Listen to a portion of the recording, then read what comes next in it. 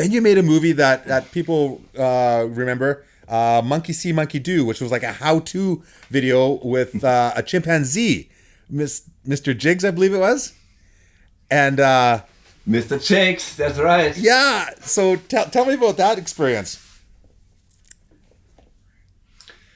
Well, at the time, mountain biking was really exploding, and people wanted to learn those tricks I was doing. They wanted to learn how to bunny hop or ride a wheelie or do whatever we were doing. And I thought maybe I should do a how-to video, but I want to not just do an educational video. I want to make it entertaining too. And at the time, I was thinking, I knew that the comedian Robin Williams was into biking, and I knew somebody who knew him, and I thought it would be so cool to get him to be in my movie. And we actually asked him, but he was at the height of his career, and his movie contracts didn't allow him to do any dangerous activities, so he couldn't join. And then somebody told me about this chimpanzee who can ride a bike, and I was like, perfect.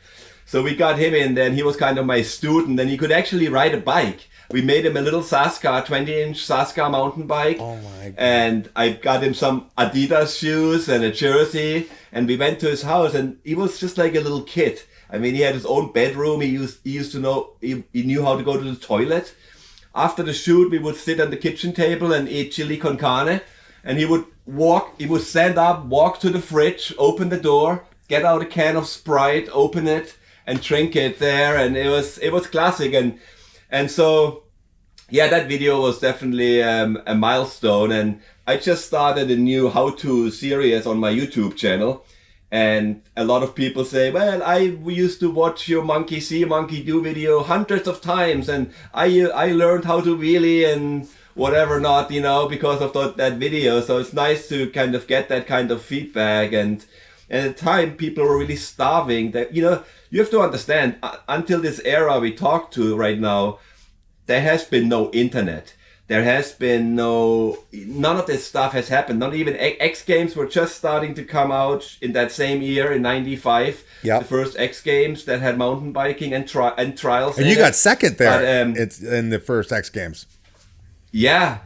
And that was a big thing because at the time, skateboarding and BMX were really hurting, and mountain biking was booming. Yeah. And so they made mountain biking part of it, but they said we need to have short format stuff. We cannot have a downhill race because we don't have always the long big mountains. So they decided to have slalom, giant slalom, which was basically a longer, and they had a trials competition. And the funny thing is, or the sad thing is, our federation at the time, they really screwed this opportunity up to make mountain biking mainstream, because they were acting all like cocky and no, they were difficult. No, it has to be like this and that. And we have all our own sponsors, and we're not wearing your bibs, and we don't want this, and no, we don't want to be in a stadium. And even though trials would have been perfect for like an X Game format in a stadium or so. So then we ended up having the first X Games in Newport, Rhode Island, and 2.5 hours away we had the mountain bike competitions on a Tuesday and Wednesday with no spectators in Mount Snow in Vermont. And yes, it was televised, but it was just like weird. And the next year they said, you know what, these bikers, they all like difficult and they all want the mountains, so let's just put them into the Winter X Games if they really want their mountains, And then they did that for a few years, but that wasn't real mountain biking racing on snow either. No. So it kind of went away again, unfortunately.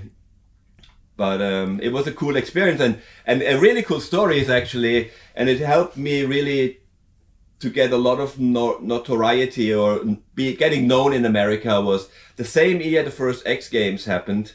There was a strike on Major League Baseball and hockey. And the NHL was not playing, and ESPN did not know what to put on TV. And they had to fill all this empty space because there was no games. And they filled it with like, leading up to the X Games, they had a few riders they would like focus on.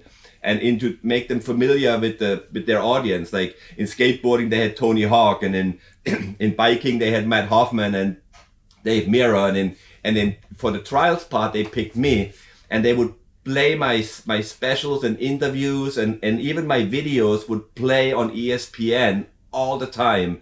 And it was kind of a really cool thing. And it also started making these sports like BMX and skateboard and the characters of these sports familiar with the audience.